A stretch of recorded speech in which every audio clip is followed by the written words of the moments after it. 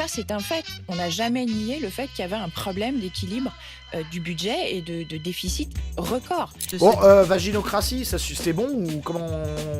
C'est quoi le plan, là, au bout d'un moment? Back office, backup, autour de la table de la négo. Mais regardez! Putain! Allez, on s'écoute ça, c'est budget, retraite, fonctionnaire, l'interview en intégralité de Marie-Lise Léon. Connais pas. CQFD. Bonjour Marie-Lise Léon. Bonjour. Merci d'être dans ce studio pour répondre à mes questions et aux nombreuses questions que se posent les Français. C'est Marie-Lise, invitée. C'est son statut. Son métier, c'est d'être l'invité de BFM Télé. Alors, qu'est-ce que c'est? Est une syndicaliste française secrétaire générale de la CFDT. C'est laquelle, CFDT? Confédération française démocratique du travail. C'est les patronats, CFDT? C'est pour me faire une idée quand même. Quelle est l'orientation du CFDT? Le socialisme autogestionnaire est vu comme une alternative au capitalisme. Oh. Mais aussi au socialisme d'État. Une partie des militants de CFDT se rapproche aussi du Parti socialiste. On repart sur les socialistes. Vous êtes secrétaire général de la CFDT, qui est le premier syndicat de France. Ce budget qui a donc été présenté hier, il y aura des économies sur la Sécu, il y aura plus d'impôts pour les plus riches, moins d'aides pour certaines entreprises, taxer les grandes entreprises. Est-ce que vous êtes plutôt Michel Barnier, gouvernement, ou MEDEF? Vous avez entendu le MEDEF? Ah, ils sont pas contents, le MEDEF? Le MEDEF, il dit, ce budget va tuer l'emploi. Est-ce que pour une fois, vous êtes d'accord? Non, pas du tout. Bah, c'est possible, mais là, ils nous font le coup de « je veux pas qu'on touche à notre argent », quoi. Catholicisme libéral, quoi. Et je suis ni Barnier ni MEDEF, moi je suis CFDT. Et ce qui m'intéresse, c'est de savoir en quoi ça va changer la vie des travailleurs et des travailleuses. Vous avez évoqué la question. Oui, c'est ce que j'allais dire. Ouais, c'est un truc de centriste inutile. Du coup, les Français sont des centristes de gauche. Premier syndicat de France, apparemment. Le sujet du moment, c'est qu'on a un budget, on nous parle de milliards, et en fait, on n'a pas de retour sur qu'est-ce que ça va changer, à part le fait qu'il faut faire des efforts. Et je pense que les Français sont extrêmement conscients que le sujet de la dette, c'est un sujet important. Oui. Je crois qu'elle va tourner en boucle. Hein. Je crois que ça va aller nulle part, là. À mon avis, je sais pas ce qu'ils ont fait, là. Fallait inviter quelqu'un. Ils ont pris centriste pour dire « je suis pas trop d'accord, faut faire attention ». Je sens que c'est à la fin, c'est « donc vous voyez, on verra. Faudra attendre de voir ». Je sens le truc gros comme une maison. Hein. Mais globalement, quand vous avez écouté cette présentation du budget par Michel Barnier hier, vous vous êtes dit « bon, il y a peut-être quelque chose à faire ». Oui, il y a quelque chose à faire. Il y a quelque chose à faire. Ouais, il y a quelque chose à faire. Ouais. Estimez que c'est de toute façon, constructif. il faut faire quelque chose. Oh la gestuelle, quoi. Putain. Oh la gestuelle. Elle a fait quoi ça? Regardez la gestuelle de la nana à droite, là. C'est vraiment ta collègue, la collègue syndicaliste et la comptable de la boîte, quoi. Écoute, Anne, écoute-moi, Marie-Lise, on va poser le sujet, c'est vraiment ça, quoi. Il y a peut-être quelque chose à faire. Oui, il y a quelque chose à faire. Vous estimez que c'est de toute façon, constructif? il faut. Oh là là, ce mouvement, putain, c'est pénible. Principal sujet aujourd'hui, si je dois en choisir un seul, c'est je ne veux pas qu'on fasse des agents des fonctions publiques les boucs émissaires. Et donc, Mais je m'en fous. la question des services publics. Enfin oui, la remarque, question de pourquoi pas. Oui, mais non, mais en fait, on s'en fout. Oui, mais d'accord, mais voilà, mais putain, encore une fois, regardez l'anthropologie, quoi. Je veux pas que nous, en tant que service d'État, on est payé avec les impôts. Je voudrais pas que les privés et les gens qui payent des impôts, ils se retournent contre nous. Bah si. En tout cas, c'est pas illégitime. On veut les propositions de la CFDT, mais il n'y a pas de proposition, regarde. Je voudrais pas que, à un moment, les gens se disent dis donc, c'est quoi, il y a le privé, il y a le public. Mais en fait, le public est une énorme bestiole avec un vivier, quoi. Je voudrais pas qu'on se retourne contre la fourmilière. Bah si. la qualité des services publics, la qualité des conditions de travail des agents. Mais c'est de la merde, les services publics. Il n'y a pas de qualité. Putain, faut arrêter. Non mais ça fait 25 ans qu'il n'y a personne qui répond au téléphone, que les soins c'est dégueulasse, tu chopes des staphylocoques dorés quand tu vas te faire soigner une jambe. Il n'y a pas de qualité de service public. Il n'y a pas de budget pour avoir de la qualité, donc il n'y a pas de qualité. Il n'y a plus de qualité. C'est fini. Je voudrais qu'on conserve la qualité française. Il n'y a pas de qualité française. C'est fini. dit ce matin sur RMC. Ils veulent a priori vous faire confiance pour renégocier. Donc on va parler apprentissage, on va parler chômage, mais vous parlez... C'est elle qui va renégocier ? Elle ? D'accord. C'est elle va être à la table et tout, et elle aura des petits papiers. Excusez-moi, monsieur Barnier, j'ai cru voir à un moment que le service public, surtout les syndicats, aurait moins de subventions. Oui, non mais après on peut faire un effort là-dessus. Ok, merci. Merci. Non mais c'est tout. L'effort il sera de combien ? Non, on change aucune subvention pour les syndicats. Bon. Dans ce cas-là, je n'ai plus de questions, merci. Quand on décide que l'éducation est une priorité, quand on sait qu'on a eu des engagements des gouvernements autour de l'idée, et de l'engagement, il faut un prof devant chaque classe. Alors, quand on a une idée de l'engagement, il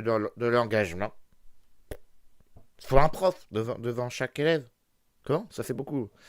Non, dans chaque classe, il faut un prof. Oui. Là, il y aura 4000 suppressions de postes d'enseignants. Oui, donc c'est incohérent. Moi, j'écoute ça le matin à la radio, je me dis, c'est quoi la logique ? La logique, c'est qu'il n'y a plus de... C'est quoi ces gens ? J'écoute ça à la radio, je me dis, mais c'est quoi la logique ? C'est débile. La logique, c'est qu'il n'y a plus de pognon. Et qu'ils font n'importe quoi. C'est vite, n'importe quoi. Il n'y a pas de pognon. Donc, il n'y a pas de budget. Et de toute façon, les gens, ils veulent tous aller dans le privé, parce que leurs enfants, ils sont en insécurité dans le public. Donc, c'est la logique. C'est tout. Qui justifie aux yeux du gouvernement l'idée de supprimer 4000 postes d'enseignants, c'est qu'il y a moins d'élèves dans les classes, c'est la baisse démographique. Ça veut dire qu'on considère que le système éducatif, aujourd'hui, il est satisfaisant. Et moi, Ça, c'est vrai, elle a raison. Oh putain, elle a dit une phrase... Ça y est, ça commence. Elle s'est réveillée. Caféine qui a dû faire un truc dans le cerveau ou quoi ? Je pense que j'entends beaucoup de profs, d'agents des fonctions publiques, de l'éducation, parce que l'éducation nationale, ça n'est pas que les enseignants, c'est aussi du personnel mais vous savez, qu'on appelle en back-office qui travaille. Ils disent que ce sera... On appelle ça en back-office. Il y a un meilleur qui m'a dit il faudrait qu'on lutte contre les anglicismes. Dans la fonction publique, il y a des catégories de métiers qu'on appelle en back-office. C'est The Office, US, en France, dans le service public. Faudrait peut-être manager ton backup, back-office, tu peux me faire un feedback dans le service public. Il faudrait faire un feedback sur les 50 élèves qu'on a dans la classroom. Des personnels en back-office, qu'est-ce qu'elle raconte ? Je sais pas, je comprends rien. Sérieusement, ouais, back-office, logiciel 2024, ouais. C'est surtout la qualité des enseignants qui est importante. Non, mais bien sûr, et du climat aussi. S'ils pouvaient ne pas se faire taper, je pense que ça irait déjà mieux. Est-ce que ce sera notamment les profs de maternelle et de primaire ? C'est-à-dire là où effectivement le nombre d'enfants baisse. Oui, mais du coup, là, on est sur de la règle à calcul. On est dans un tableur Excel. On se dit, il y a moins d'élèves, il faut moins de profs. C'est pas comme ça que ça... Là, c'est vrai. Là, elle a raison. C'est une gestion mathématique. C'est une gestion IA. Après, maternelle, c'est pas l'endroit où il y a besoin de plus de profs. On leur fait faire la sieste 7 heures par jour. Bon, ils mini-litisent dans le back-office. Ouais. L'éducation, c'est pas que des enseignants, c'est une communauté éducative, c'est des personnels d'entretien des bâtiments, c'est du personnel sur l'informatique, c'est du personnel qui prépare les examens, par exemple. Et si on tape de façon aveugle dans ces effectifs... Bon, juste un truc. Elle est en train de nous dire que Barnier, là, en supprimant quelques postes, ou quelques nombreux postes de maternelle, il va écrouler tout le système de l'éducation française qui serait quand même, pas dans une très bonne passe, mais qui serait quand même l'élite, quoi. On est bien d'accord. Les 4 dernières années, voire les 5 dernières années depuis 2018, on a un taux de 80 à 90% de réception au bac, parce qu'on leur offre le bac. Donc là, quand elle nous fait pleurer sur les gens qui créent les examens, l'aboutissement de la scolarité, c'est le bac, pour savoir si après tu passes dans la vie active, ou si tu continues dans la faculté. Aujourd'hui, nos facultés sont blindées de gens à qui on a donné des diplômes, qui ne maîtrisent pas l'orthographe. D'accord ? Donc, plus personne ne maîtrise l'orthographe. On offre les diplômes à l'issue de la scolarité. Donc, nos écoles sont des garderies, des prisons, dans lesquelles on assoit des gens pour ne rien faire. Et à l'issue de quoi, il n'y a même plus aucune distinction entre ceux qui ont vraiment fait quelque chose et ceux qui n'ont rien fait. Pierre Mathiot est prof à Sciences Po Lille et architecte de la réforme du bac aux côtés de Jean-Michel Blanquer en 2019. Ça donne de facto beaucoup plus d'importance à Parcoursup qu'au baccalauréat. Je pense que, in fine, cela porte en germe l'affaiblissement du baccalauréat, avec pour moi le risque qu'à un moment donné, on décide que ces épreuves de bac de juin qui quand même ont pour conséquence d'empêcher le fonctionnement des lycées, qu'un ministre un jour, dans quelques années, se dise c'est quand même beaucoup de désagréments en termes d'organisation pour finalement un examen que tout le monde réussit. Donc, à quoi cela sert-il encore ? Donc là, elle essaie de nous faire pleurer sur une situation qui est déjà finie. Oui, c'est de la garderie. Donc c'est mignon. Maintenant, c'est plus les diplômes qui comptent, c'est les profs qui te valorisent. Voilà, exactement. Faut que tu ailles revoir ton professeur qui te fasse une lettre d'intégration. Complètement. Et si on tape de façon aveugle dans ces effectifs, à un moment, ça dysfonctionne. Est-ce que ça veut dire qu'il pourrait y avoir... À un moment, ça dysfonctionne. C'est déjà fini, en fait. Ça fait 20 ans. Des gens comme moi, ma génération, on maîtrise presque pas l'orthographe, on galère à cause de ça. Ça fait 20 ans que ça dysfonctionne. Donc la nana, elle sort... Vous vous rendez compte, monsieur, madame ? Où est-ce qu'on risque d'aller ? Mais c'est bon, en fait. On y est. 2 pieds dans le gourbi depuis 20 ans. Et ça va se passer notamment autour de la question des retraites et de l'assurance chômage, puisque sur ces 2 points, les négociations vont être à votre main. Ils ont... Ah, c'est ça, c'est elle aussi qui va décider pour les salaires et les retraites. Putain, mais c'est chaud. Les gars, c'est Marie-Lise Léon, responsable CFDT, qui a les négociations en main. Mais c'est sérieux ? Promis de vous faire confiance. La ministre du Travail, d'ailleurs, Agnès Panosian-Bouvet, était mon invitée ce matin sur RMC. Elle promet de vous redonner la main sur le dossier de l'assurance chômage, mais avec un cadre strict. On écoute. On a un vrai sujet aujourd'hui parce que la bataille de l'emploi, elle n'est pas terminée et certainement pas pour les seniors qui ont l'impression de... Bon, vaginocratie, ça c'est bon ou comment... C'est quoi le plan, là ? Au bout d'un moment, t'as des mecs, t'as des hommes qui pondent n'importe quoi, ils filent ça à des nanas, à des secrétaires, pour aller nous dire ça de manière plus managériale, plus émotionnelle, plus empathique, que des nanas qui ont des rides au front, qui sont super stressées. Alors moi j'ai beaucoup d'empathie, je sais pas si vous voyez, mais il faut savoir communiquer. Moi j'ai beaucoup fait de la communication. C'est ça le plan. Alors, écoutez les Français, calmez-vous, on s'occupe de tout. Il y a tout un tas d'équipes qui derrière travaillent. Je sais pas, là, on va vous expliquer calmement les décisions qu'on a prises. C'est ça le plan en fait. Putain, le stress quoi, le stress.